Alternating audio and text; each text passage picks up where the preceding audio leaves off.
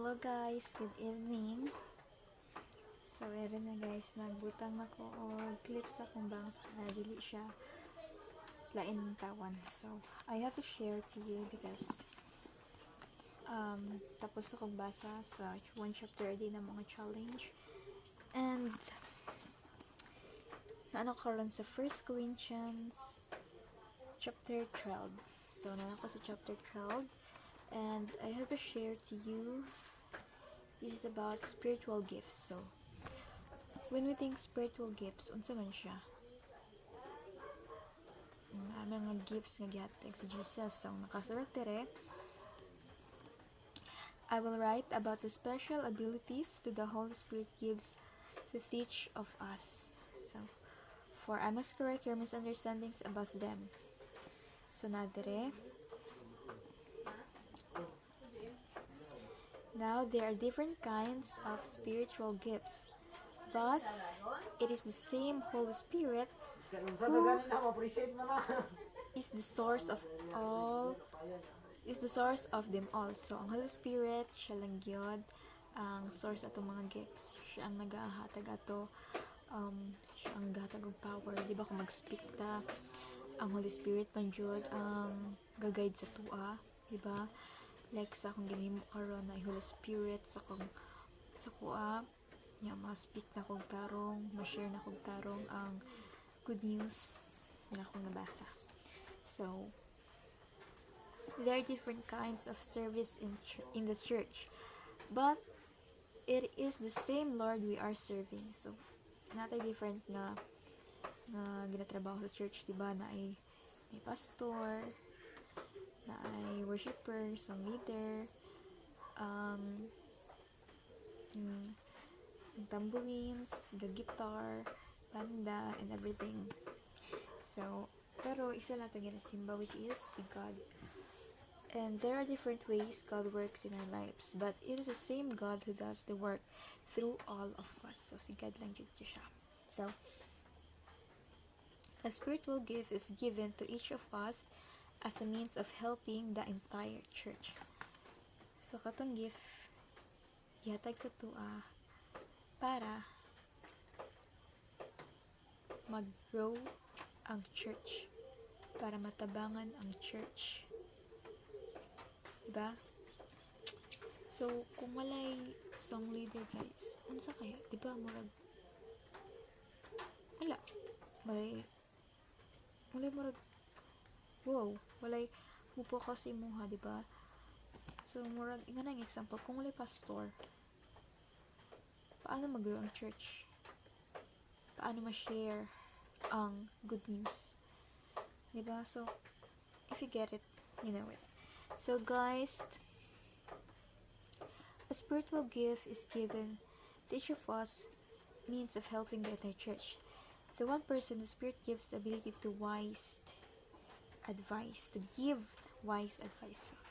I have a friend guys, si Ate Ading, na ako'y problema ani guys. So, night time, nag-chat ko siya, gahila ko ba tungod gignan kong pangit akong busis. Sana manggudo siya sa, iwatik na lang ako sa inyo ha, sa nag-special number ko sa church. Tapos, ikuanan kong video guys, and akong voice dito sa audio, mga guys, marag, bati siya ba na marag, pangit ang pagkakuha. Pero pagkatong ako, marag, okay man ang pagkanta dito, pero itong mga nag-ingon mga guys, wala sila dito sa church that time, nasa sa balay niya, nakita nila itong video. Hila akong gimak, nagkahila ko, na marag na-discourage ko ba. Tapos gichat na ko si Ate-ating, ato nang gi-advisean ko niya, marag na, ano ba akong heart, marag na naging kampanya siya, tungod katong advice na i-power na Holy Spirit nga nag-guide ato nga maghatag og advice sa kuha. So,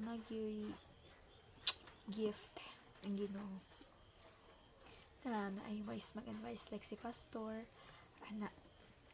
Next is the gift of special knowledge. So, ani na ay special knowledge ang matag usa. Diba, murag dili man tabugo, no? And ba natin kanya-kanya nga knowledge, pero nay ana.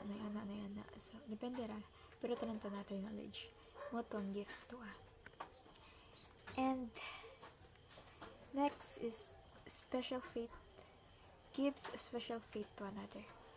So maging instrument po ta nga gamiton sa Holy Spirit na papagad na naay faith nga makapagsug pod sa ibang nga tawo, nga makapagsug pod sa tong churchmates, like si pastor, siya tong instrument, siya tong napakusog sa mga churchmates nato, siya tong gahatag og faith to remind sa tuwa nga para mas pa-strong pagid ato ang faith, guys.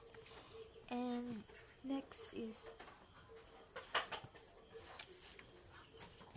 the power to heal the sick. Diba? Sa mga doktor na sila'y medications or science man ang ginagamit para mag-heal. Pero, sa gift ni God, na dere ang power of heal the sick. So, diba, mabasa nyo sa libro si Papa Jesus, i-rebuke lang gid na niya, mawala na dahil ang sakit, maayo to siya nga tawo. Dagan nga na sa mga story ni Paul, ni Peter, dagan na nga ayo because of the special gift that is healing. And the power to do miracles or perform miracles. So, paano man ma-strengthen itong faith? Diba gahing mag-miracle si Papa Jesus tungod para lang magtuo ang mga tao siya mga Jews, mga Gentiles. Muna ilang ginahimo nga ga-perform sila miracles. Kapatunay ang ginawista sila And another is the ability to prophecy. So, napoy iban nga maka-predict of prophecy, but dili siya as in, wala pa ko knowledge about this, pero gift the ability to prophecy. Alam mo yung prophecy, di ba? Kabalo siya sa future. Like, si Paul, sa aking nabasa ko rin si Paul ang nagkasalatan sa pagbalik sa Ginoo, mawala ang kanan. And some of us will be saved and some of us will be tapon sa hell. So, encourage them magbasa ng Bible and keep your faith strong.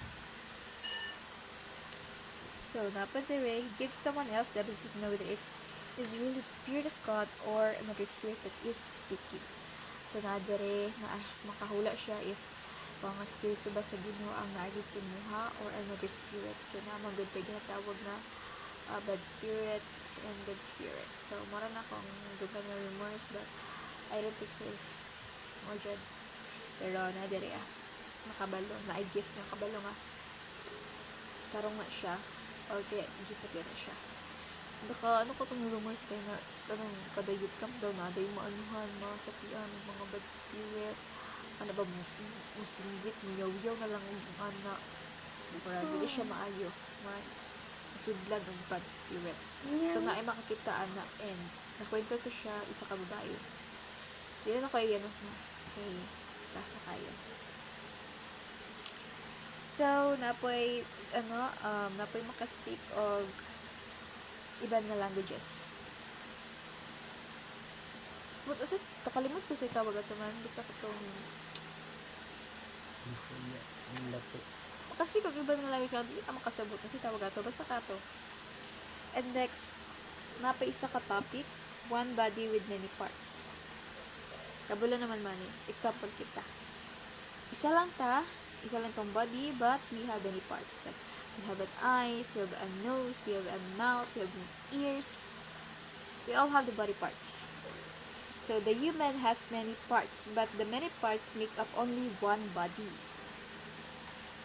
So, it is with the body of Christ. Some of us are Jews, some of us are Gentiles, some are slaves, some are free, but we all have been baptized into Christ's body by one Spirit, and we all have received the same Spirit. So, we are one.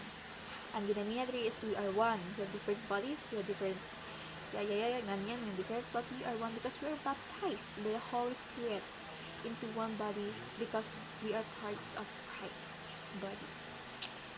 So, yes, the body has many different parts, not just one part. So, kung wala kay mata, saan na lang? Paano mag-function ang tanan? Diba? Kaya dapat na igatagan mo ta sa Ginoo og mata para makita, ilong para makasimot, baba para makatilaw or makakaon, talinga para makadungog. Pero kung wala na siya, dili pud mag-function ng iban. Diba? Dapat complete. Pero naay ito iba nga gihatagan gifts na dili complete but they are special to God. Naay mga reasons ana. So, suppose the whole body were an eye, then how would be here? So, mura na gano'n siya special. So, what a strange thing a body would be if it had only one part. Diba, strange kayo kung isa lang ang naa. Yes, there are many parts, but only one body. One body lang din siya. In fact, some of us parts that seem weakest and least important are really the most necessary. So, feeling na to, ang mga less good, mura din siya ang mas pinaka-importante. Kaya katong gina-value din natin maayo, mura siya, dili kayo siya need. Wala siya ginamit dire. So, wala pa kayo example natin, pero someday, somehow, ang Holy Spirit pagkatay sa kuha o knowledge about this. So, if one part suffers, all the parts suffer with it. For example, di ba ginasipon ka, tanam po yung mga lawas, murag sakit ka, ay pagdagdapin ka, sakit yung mga lawas, ana ba pagsakit ang imong ngipo, nagsakit po ang imong ulo, ana di ba? Magsakit ang isa, magsakit ang tanan. So one function lang din siya. Na ang function ang tanan. So now all of you together are Christ's body, and each one of you is separate and necessary part of it. Separate man ta, but we are one and we are part of Christ's body. So, next. And in any event, you should desire the most helpful gifts. So, napoy last message kere sa chapter 12, sa 1 Corinthians chapter 12, verse 31. And in any events, you should desire the most helpful gifts. So, kita mag-ampo legit. Tama, unsa man jud makatabang sa tuwa ng gifts, diba? Kaya ako, but lang, sure na.